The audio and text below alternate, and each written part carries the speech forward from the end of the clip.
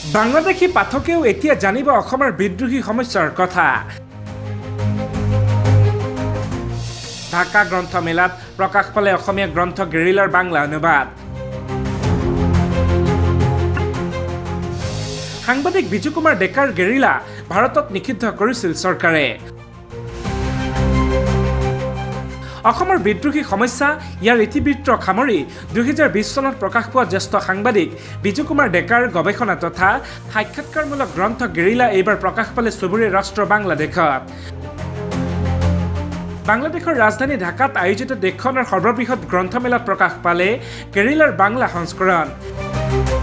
1 ফেব্ৰুৱাৰীৰ পৰা ঢাকাত চলি থকা দেশখনৰ এই সৰ্ববৃহৎ গ্ৰন্থমেলাখন 28 ফেব্ৰুৱাৰীত সামৰণি পৰে। ইয়াৰ মাজতে 26 ফেব্ৰুৱাৰীত প্ৰকাশ পালে অসমৰ জ্যেষ্ঠ সাংবাদিকগৰাকীৰ গেৰিলা শীৰ্ষক গ্ৰন্থখনৰ বাংলা সংস্কৰণ। দেশখনৰ আগশাৰীৰ প্ৰকাশন গোষ্ঠী কেন্দ্ৰবিন্দুৱে প্ৰকাশ কৰি উলিয়াইছে এই বহু চৰ্চিত গ্ৰন্থখন। বাংলাদেশৰ যুৱ উদ্যোগী তথা অনুবাদক ৱাহিদ তুষাৰে সাংবাদিক ডেকাৰ গেৰিলা শীৰ্ষক গ্ৰন্থখনক বাঙালী ভাষালৈ অনুবাদ কৰিছে। আমি ওয়াহিদ তুষার, প্রকাশক কেন্দ্রবিন্দু, কথা বলছি বিজু কুমার ডেকার লেখা গেরিলা বইটি নিয়ে। তো বিজু কুমার ডেকা হলেন ভারতের অঙ্গরাজ্য আসামের একজন সাংবাদিক, যিনি গবেষণা করছেন দীর্ঘদিন যাবৎ উলফাকে নিয়ে, এবং উনার গবেষণার ফসল হিসেবে, রেজাল্ট হিসেবে বইটি উনি লিখেছিলেন গেল কয়েক বছর আগে, এবং বইটি প্রকাশের কিছুদিনের মধ্যেই ভারত সরকার কর্তৃক বইটি নিষিদ্ধ করা হয়।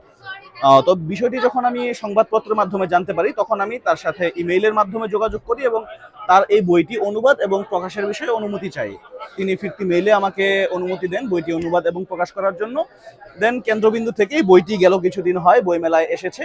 বইটি পাঠকরা দেখছেন, এবং বিশেষ করে যে সমস্ত পাঠকরা বা আমাদের যে সমস্ত বাংলাদেশের নাগরিকরা ভারতের 7 সিস্টার্স এবং তাদের এই অভ্যন্তরীণ যে কোন্দলগুলো রয়েছে এগুলো নিয়ে জানতে আগ্রহী, এগুলো নিয়ে গবেষণা করতে চায়, তাদের জন্য বিজু কুমার ডেকার লেখা গেরিলা বইটি খুবই পরিপূরক হবে বলে আমি আশা করছি, এবং পাঠকরা খুব সানন্দে বইটি পড়ছেন এবং দেখছেন।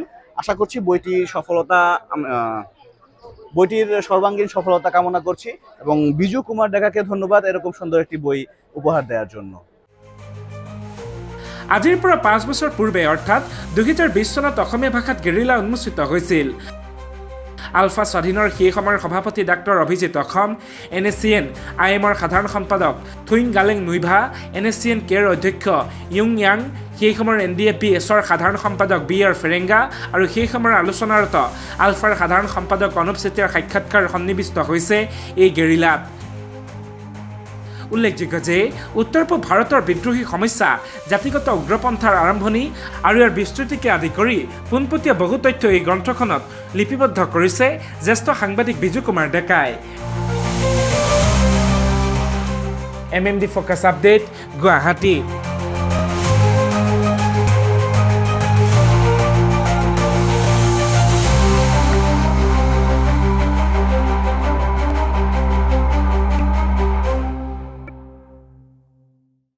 প্ৰতিযোগিতা অথবা পক্ষত দুষ্ট নহয়, সদায় অসমীয়াৰ স্বাৰ্থত। MMD focus, অপ্ৰতিৰোধ।